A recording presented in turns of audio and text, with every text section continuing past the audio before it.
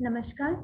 Myself, Professor Deepti Bisht, Department of Kaya Chikitsa, Faculty of Ayurveda Sciences, Jyoti Vidyapeeth Women's University. In today's session of BMS fourth year class, we are going to discuss dengue fever. So let's start the topic. Dengue fever is a mosquito-borne tropical disease caused by dengue virus. Symptoms typically begin 3 to 14 years after infection. These may include a high fever, headache, vomiting, muscle and joint pain, and a characteristic skin rash. Recovery generally takes 2 to 7 days. In a small proportion of cases, the disease develops into a more severe dengue hemorrhagic fever, resulting in bleeding, low level of blood platelets, and blood plasma leakage, or into dengue shock syndrome, where dangerously low blood pressure occurs. These are some dangerous situations which may lead to death of the patient. Now, if we talk about the transmission and the vector of dengue, it is spread by several species of female mosquitoes of Aedes genus, especially Aedes aegypti. The virus has basically 5 serotypes. Here, the virus is a RNA virus. It can be transmitted via infected blood products, through organ donation, and rarely through person to person. So the risk factors are for living or traveling in tropical areas. Prior infection with dengue fever increases risk of severe symptoms. Now, since dengue has become a global problem uh, since quite few years, most commonly affected countries are in South Asia including India. The sign and symptoms which mainly prevalent, which are mainly prevalent in dengue are during febrile phase, some symptoms are sudden onset of fever, headache, mouth and nose bleeding, muscle and joint pain, vomiting may be there, diarrhea may be there, and rash. In critical phase, symptoms which are found are hypotension, pleural effusion, ascites, and gastrointestinal bleeding. Then there is phase of recovery where altered level of consciousness is seen, seizures, itching, and slow heart rate is also seen. So typically people infected with dengue virus are 80% asymptomatic, or they have only mild symptoms such as uncomplicated fever. Others have more severe illness. The incubation period, that is the time between exposure and onset of symptoms, ranges from 3 to 14 days, but most often it is of 4 to 7 days. Therefore, travelers returning from endemic areas are unlikely to have dengue fever if symptoms start more than 14 years after arriving home. It's as simple as that. So, if we talk about the clinical course, already I have discussed, it is also known as breakbone fever, which comes from the associated muscle and joint pain. So course of infection is divided into 3 phases: febrile phase, critical phase, and then recovery phase. So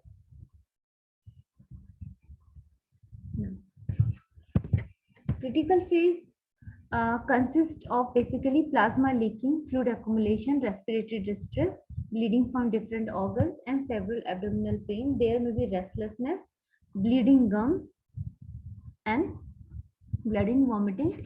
This recovery phase usually lasts for 2 to 3 days. Severe itching is present.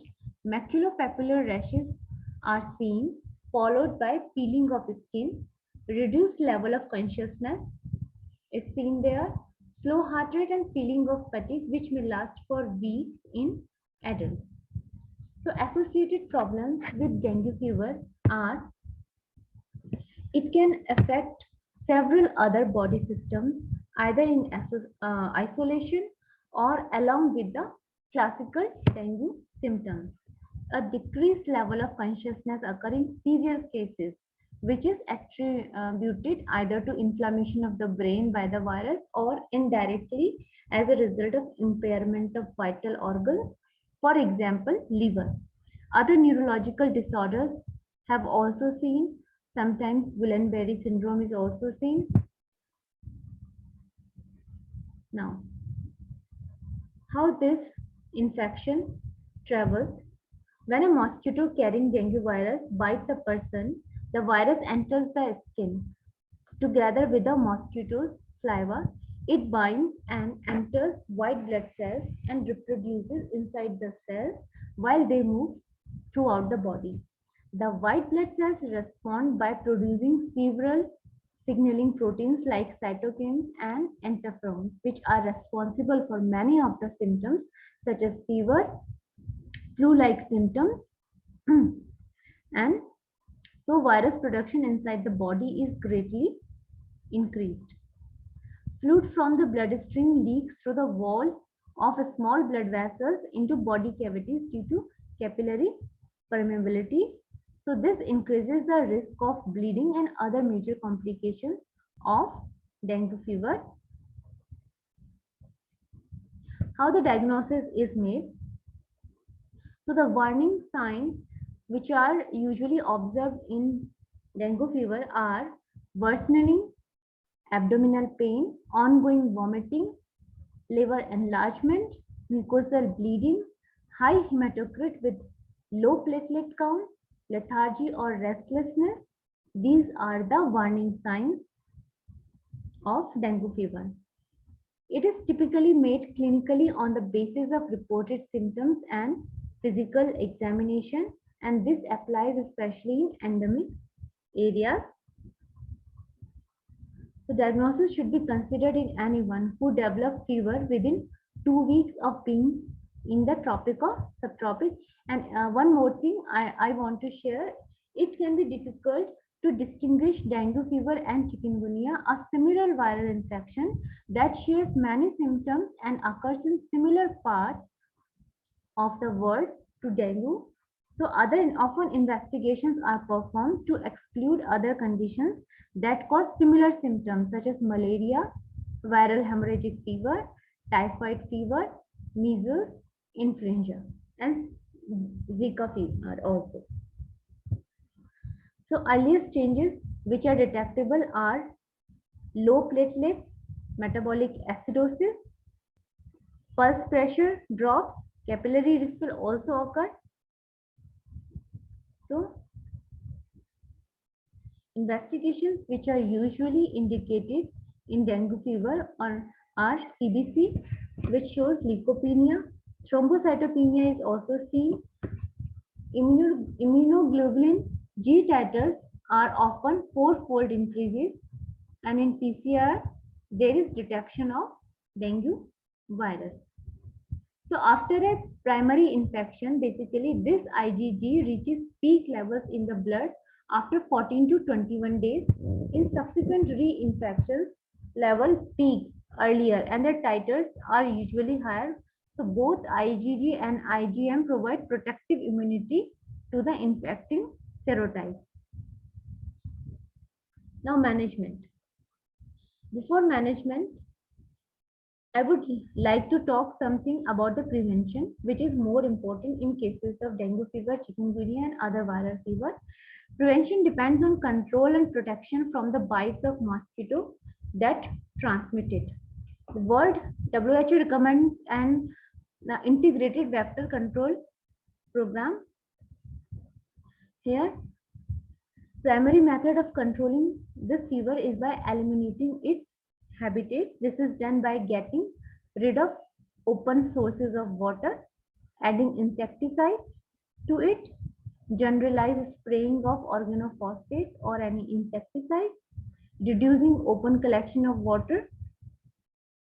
Besides that, people can prevent mosquito bites by wearing clothing that fully covers the skin, using mosquito netting while sleeping, and other applications of insect repellent ointment. Now management.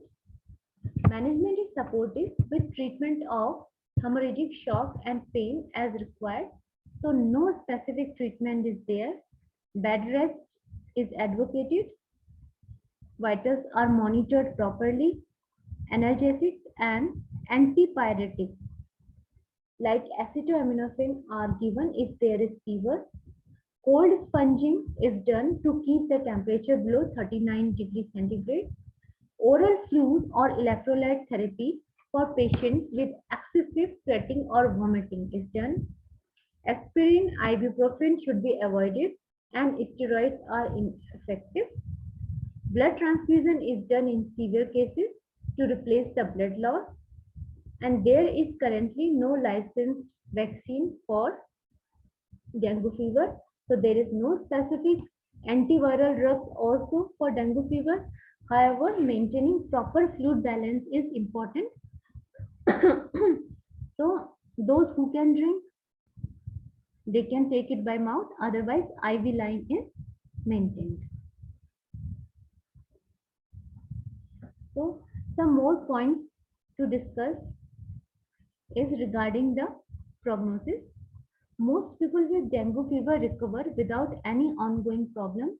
The risk of death is very little, very little. However, who develop significantly low blood pressure should be monitored very seriously. And prevention is better than cure. So preventing the spread of this dengue fever by avoiding the mosquitoes is most important management tool to prevent this dengue fever and all other viral fever also. Elderly people are usually are at very high risk in these cases, so we should do all the management. So from exam point of purpose, the point which you should know is basically the management, proper management of dengue fever and with the Ayurvedic tools also. So in Ayurveda हम क्या कर सकते हैं? हमारे पास बहुत सारे ऐसी औषधियां हैं जो जड़नाशक हैं, जैसे कि महासुदर्शन चूर्ण, महासुदर्शन घनबटी, त्रिभुवन कीर्ति रस, महामृत्युंजय रस, ये सारी फीवर, डेंगू फीवर या कोई भी वायरल फीवर को काउंटर करने के लिए बहुत अच्छी औषधियां हैं। उसके अलावा गिलोय का काढ़ा, अमृतारिष्ट हम दे सकते हैं, प्रवाल पिष्टी, उसके अलावा आपका अश्वगंधा का प्रयोग इम्यूनिटी बूस्टर के तौर पर ये हम कर सकते हैं। वो मेडिसिन जो हम जड़ रोग चिकित्सा अध्याय में पढ़ के आए हैं, वो सारी मेडिसिन हम डेंगू फीवर के ट्रीटमेंट में भी दे सकते हैं। इसके अलावा एक बहुत ही इम्पोर्टेंट योग है जो आयुर्वेद में है, वो है षडंग पानी।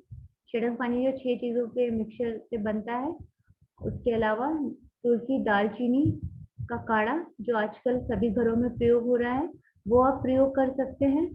कुल मिलाकर पेशेंट का प्लेटलेट काउंट बढ़ना चाहिए, उसके लिए पपाया एक्सट्रैक्ट बहुत अच्छा रोल प्ले करता है, गिलोय बहुत अच्छा रोल प्ले करती है।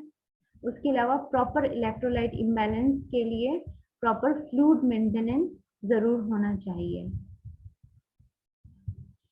That's all for today. Hope you like the session. Till then, goodbye. We will meet in next lecture series.